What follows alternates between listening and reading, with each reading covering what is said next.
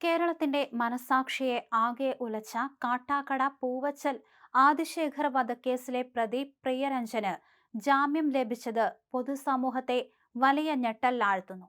അനാവശ്യമായ വൈരാഗ്യവും അസഹിഷ്ണുതയും മുൻനിർത്തി 10ാം ക്ലാസ്സുകാരനായ ഒരു പിഞ്ചുകുട്ടിയെ കാറിടിച്ച് പൈശാചികമായി കൊലപ്പെടുത്തിയ കേസിൽ സുപ്രീം കോടതി ജീവപര്യന്തം തടവ് മരവിപ്പിച്ച് പ്രതിക്ക് ജാമ്യം അനുവദിച്ചതാണ് വലിയ അമർഷത്തിന് തിരികൊളുത്തിയിരിക്കുന്നത്. DGPയുടെ നേതൃത്വത്തിൽ ഗുണ്ടകൾക്കും ക്രിമിനലുകൾക്കുമെതിരെ ഓപ്പറേഷൻ തൂഫാൻ പോലുള്ള ശക്തമായ നടപടികളുമായി പോലീസ് മുന്നോട്ടു പോകുന്ന കാലഘട്ടത്തിലാണ് ഒരു കുറ്റകൃത്യത്തിന്റെ എല്ലാ തെളിവുകളും ഉണ്ടായിരുന്നിട്ടും പ്രതി സ്വതന്ത്രനാകുന്നത്.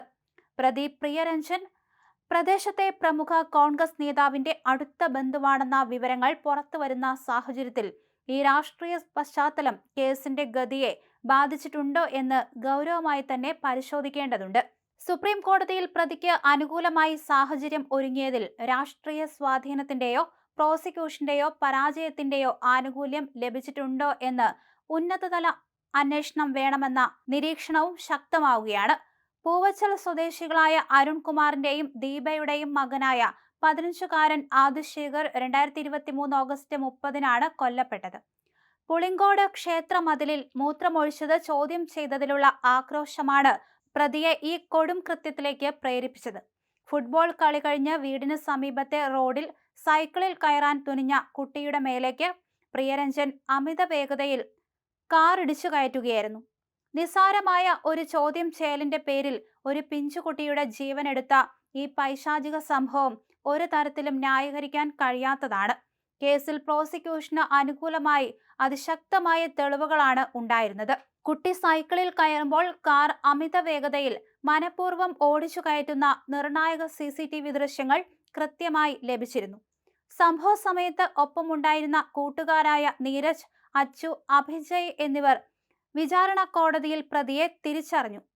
ക്ലബ് റൂമിൽ ഫുട്ബോൾ വെച്ച് തിരികെ വന്ന് സൈക്കിളിൽ കയറിയപ്പോഴാണ് കാറിടിപ്പിച്ചതെന്നും വൻ ശബ്ദം കേട്ട് നോക്കുമ്പോൾ പ്രിയരഞ്ജൻ കാറിൽ നിന്നിറങ്ങുന്നത് കണ്ടെന്നും രക്തത്തിൽ കുളിച്ചുകിടന്ന ആദിയെ ആശുപത്രിയിൽ എത്തിച്ചതും സാക്ഷികൾ വിചാരണ കോടതിയിൽ വ്യക്തമാക്കിയിരുന്നു. ഈ അതിശക്തമായ സാക്ഷിമൊഴികളുടെയും ദൃശ്യങ്ങളുടെയും അടിസ്ഥാനത്തിലാണ് വഞ്ചിയൂർ MACT ഫാസ്റ്റ് ട്രാക്ക് കോടതി പ്രിയരഞ്ജന് ജീവപര്യന്തം കഠിന തടവും 10 ലക്ഷം രൂപ പിഴയും വിധിച്ചത്. ഹൈക്കോടതിയും ഈ ശിക്ഷാവിധി റദ്ദാക്കാൻ തയ്യാറായിരുന്നില്ല. എന്നാൽ സുപ്രീം കോടതിയെ സമീപിച്ച പ്രതിക്ക് ജീവപര്യന്തം തടവ് മരവിപ്പിച്ച് ജാമ്യം അനുവദിക്കുകയായിരുന്നു.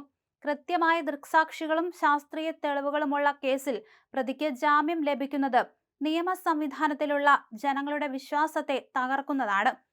ക്രൂരമായ കുറ്റകൃത്യങ്ങൾ ചെയ്യുന്നവർക്ക് നിയമത്തിന് മുന്നിൽ നിന്ന് രക്ഷപ്പെടാൻ വഴികളുണ്ടെന്ന തോന്നിയവാസം ഇത്തരം ആനുകൂല്യങ്ങൾ കുറ്റവാളികളിൽ ഉണ്ടാക്കും.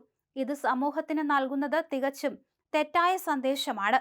ഈ സാഹചര്യത്തിൽ പ്രോസിക്യൂഷൻ അടിയന്തരമായി വിഷയത്തിൽ ഇടപെടണമെന്നും ജാമ്യം റദ്ദാക്കാനുള്ള ശക്തമായ പുനഃപരിശോധനാ നടപടികളുമായി സുപ്രീം കോടതിയിൽ മുന്നോട്ടു പോകണമെന്നാണ് നാട്ടുകാരുടെയും പൊതുസമൂഹത്തിന്റെയും ശക്തമായ ആവശ്യം.